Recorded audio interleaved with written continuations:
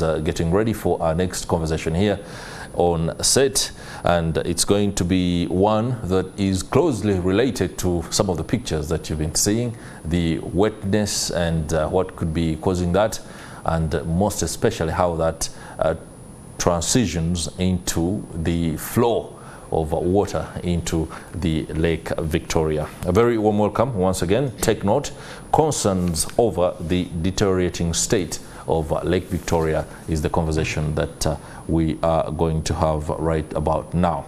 I'm joined by Stephen Sebuliba, the Programs Officer at the Lake Victoria Region Local Authorities Corporation, and this is an interagency platform that of course brings together local authorities from across the 3 countries that share Lake Victoria in order to map out strategies and interventions that are aimed at ensuring the sustainable use of this massive fresh water lake.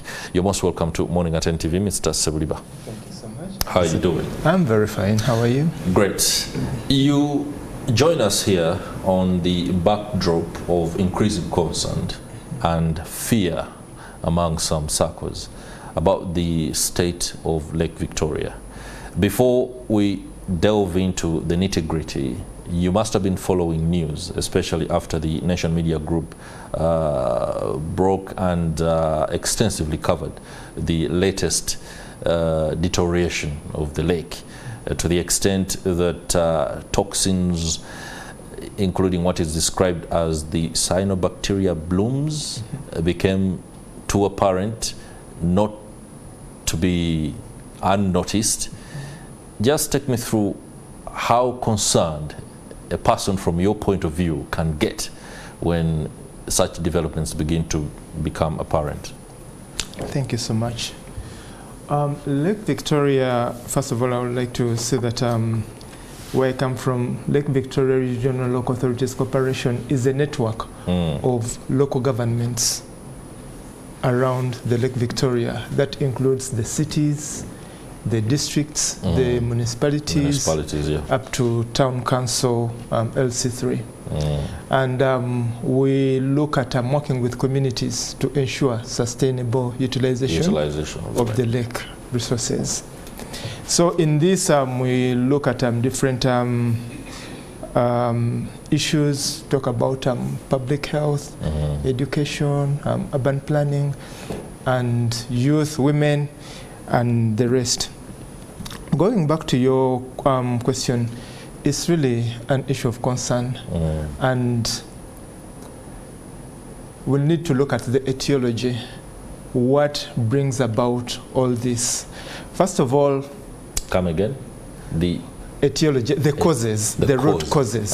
Yes, the root causes. Looking at the current state of Lake Victoria, it didn't just happen just an overnight. That is right. But what led to its current state? We are looking at water being green, the cyanobacteria coming, floating, and the greening. But what has caused it? And the issue is, we are looking at like fertilizers, eutrophication. Eutrophication is concentration of nutrients or chemicals in the lake, and they lead to depletion of oxygen. So the plants which are down that side, when they die off, they surface and you see that green part. Okay. So now, but again, going back to the question, what has caused it? We are having a lot of farms on Lake Victoria, both commercial and local farms. And where do they deposit their wastes? We are having the garage. I know you drive, and I don't know whether you take some time to know, after you've serviced your car, where do they put the oil? We have the sewage companies. Where do they pour that sewage? You may be having a wife and you bought a flower on your Valentine. When we are having parties, we always enjoy the decoration. Yeah, the decoration, stuff like that. Where do those flowers grow from? And how are they grown? We buy food. How is this food grown? Now you find that we use a lot of chemicals. And we have to keep these people in business the more we buy their products. And Lake Victoria today is the economic growth zone of East Africa with over 40 million people. Around the cities, municipalities and towns. Yes, in the region. Yeah. And it is one of the fastest growing zones in the world. We have the fastest growing population in the world. So it means that we have to cope up with the needs. So if you're farming, you cannot continue to farm on 1 acre and produce maybe 1 sack. It means that you have to use chemicals to produce enough to feed the demand. So that demand causes people to use more chemicals, which end up in the lake. And if we don't manage them properly, now the other issues on management, if we don't manage them, then the condition is going to continue and continue and continue until the lake will. Allow me be very specific. Yes. Because hearing your submission, especially on what could be the causes, I would love to look at it in this way. Immediate causes, then there are causes that, well, could have been in the working for the last 20 years or so. And this, of course, presents a very, very systemic problem for the lake. Now, in dealing with what we are seeing right now, the algae blooms and the deterioration, at least to the eye, what I deduct from your submission is that there is far more trouble than we are seeing, including the fact that within the lake itself, decomposition of plants and any other matter down there is also to blame for some of the things that we see on top. Now this one calls for not just understanding what the causes are, but for a comprehensive strategy in tackling that. For now though, Morning at NTV wants to understand, how do we stave the threat that the lake has become right now in light of the algae blooms and so much? Again, it's a long process. All right. But you have to start from the known, going to the. We are having the wetlands, which would have been holding some of these nutrients or being depleted. And we are having developments instead. For example, structure, hotels, and well, it is solving a problem of unemployment, but creating a problem on nature. Yet we want both. You want both. Because if someone is not, if someone is unemployed, then they are going to put the pressure on the lake. But again, if you are solving unemployment by creating a problem, then also that's another problem. So, number one, wetland degradation. And number two, Uganda has some of the best policies, laws, and bylaws. But now the issue of implementation and enforcement. I hear that a lot. But again, you may blame the implementation and enforcement, but do we have the capacity and the facility to implement and enforce? We work with local governments. When you look at some of the budgets of these local governments, especially which are given to the Environment Department, and there are a lot of pressing needs, competing demands, because to voters, when you make a road, yes, they will see when you put street lights, yes, but saying that you conserve the forest, you conserve the wetland, it goes so much to people who understand the issues of nature to appreciate that. So, and again, we've interacted with some of the policymakers, the leaders, the politicians, who are not well versed with some of these laws. And it becomes really very hard. One other thing I have to mention is that some of our people we choose, with all due respect, in the positions come from different backgrounds. That is right. And when you are electing, for example, a doctor to become the mayor, his concentration will be on public health issues. And now, when you select a brickmaker, when you select a charcoal burner, where will be his interests? In terms of policy drive. In terms of policy drive, will he be protecting the forests, or he will be protecting the business which brought him into? So wow. At the end of the day, it calls for efforts and intentional efforts to really sustain the community. I mean, to sensitize the community. Sensitize the community. To appreciate nature. To appreciate, because again, another challenge you will have is some of the people who fund you to come into power are the businessmen. When you go there, you have to protect their interests. Mr. Sebuliba, I love the honesty with which you have tackled this particular issue, but we must have a sort of blueprint on how to go forward. And it's now, as in we need it now. Okay? So for the interagency cooperation that is happening, I believe that Kenya and Tanzania, for example, do have ways they have tackled problems that emanate from the deteriorating condition of the lake on their side. I don't know whether they're also grappling with the same approach. Is something being done differently in Kenya and Tanzania that we could copy, or I could be here and they're also looking at us for benchmarking? Benchmarking, that is very, very, I love that term benchmarking, because the Baganda said, so sometimes, and you know, the good thing with Lovelock is when we meet, that's right, we cross-pollinate ideas. And you can look at some of the challenges, because Lovelock, that's the acronym for Lake Victoria Region Local Authorities Corporation. Exactly. Ah, okay.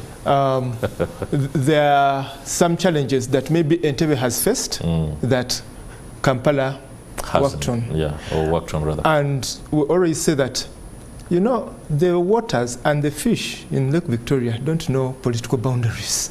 Oh, absolutely. So, and you cannot say that when you are in Entebbe and you've worked on your own part, then Busia doesn't concern you. No, it has to be a concerted effort. Now, Kenya is one of the areas which is most polluted. Kenya has about 6% of Lake Victoria, with a population of about 6.27. Now, this big population, and our friends in Kenya, they are very hardworking, they are go-getters. You find that they utilize that small bit. Yeah, sure, no doubt. And at the end of the day, when you look at them, the levels of pollution in Kenya, it's the worst bit. It's worse than all the East African, but it's worse because they have a small part. They have a very small part of the Otherwise, if also Uganda had a small part, maybe maybe it would have been on the forefront. But we are saying that we are working with Lake Victoria Basin Commission to ensure that we have programs and policies which help in the sustainable utilization of this resource. But again, we came up with a Lake Victoria Lead Partners Forum. Now, this Lake Victoria Lead Partners Forum, it is going to be an umbrella of all key agencies in Lake Victoria. Why are we bringing these key agencies in Lake Victoria? Because we want to utilize everyone's niche. The niche for Lovelock is it has access to local governments who are the custodians of the local community. Okay. The niche to Lake Victoria Basin Commission, it has the resources and the technical, and also Lake Victoria Fisheries Organization. So we are saying that how can we come up to cross-pollinate ideas, do peer reviews, and move in the same direction instead of working in silos? I will again ask the question, and this is down to firefighting. We now have a fire that should be put out. Yes. We can think about what caused that fire, the extent of the damage a little bit later. How we're putting out this algae blooms fire in order for us to, for example, ensure that fishing does continue, because I have a report here entitled Freshwater Biodiversity in the Lake Victoria Basin that was published by the International Union for Conservation of Nature, and found that 234 native freshwater fish species, 86 are classified as threatened. Meaning we better put this fire out quickly in order for us to continue eating fish. Exactly. Or else we won't have any of these lovely things on the platter. That is very true. Now, who are the stakeholders? We have the Ministry of Water. We have the Ministry of Local Governments. That's right. We have the Ministry of Health. We have the Ministry of Planning, Ministry of Agriculture. All these people need to come on the round table, and also the UMA, the Uganda Investment Authority, Uganda Manufacturers. Because when you look at what causes the pollution, it is all these. By the way, you didn't give us some percentages there. Industrialization is responsible for what percentage of the pollution of Lake Victoria? I cannot give percentages now because I don't want to be you don't want to go after the industrialists. No. I cannot, but I believe it's a big percentage, because when you look at, for example, the flower farms around Lake Victoria, when you look at even the crop farms, I think there is Rosebud. Exactly, Wagagai. There are quite many. Okay. When you look at even the not only industries, look at the hotels around Lake Victoria. Where do they put there? Look at the garages I was talking to you about, where you... So the issue is this is a multi-stakeholder problem. And we need to come as multi-stakeholders, sit down and look at everyone's contribution.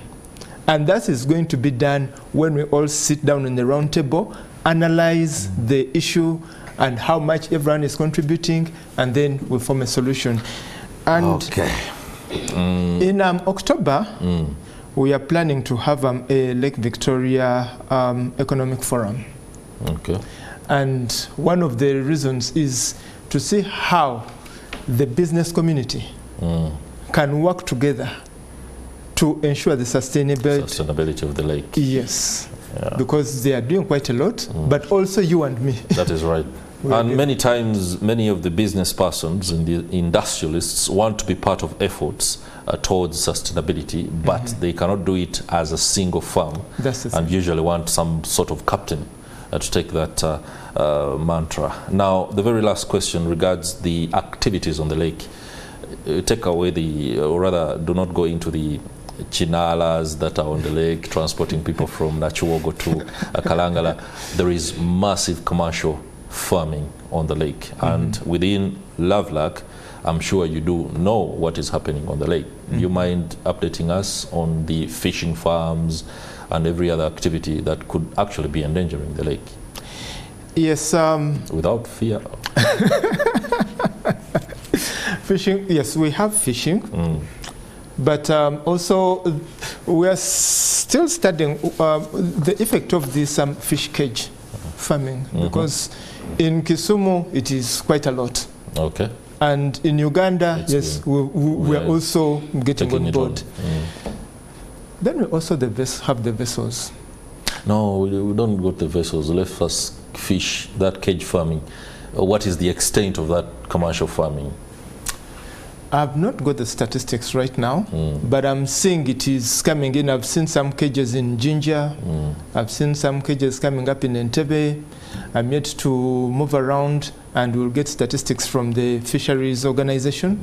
But our worry is, you know, chicken that is raised from home, free range, and also the broilers, they don't eat the same food. So this fish feeding, what chemicals do they have? Do they have any impact on the waters?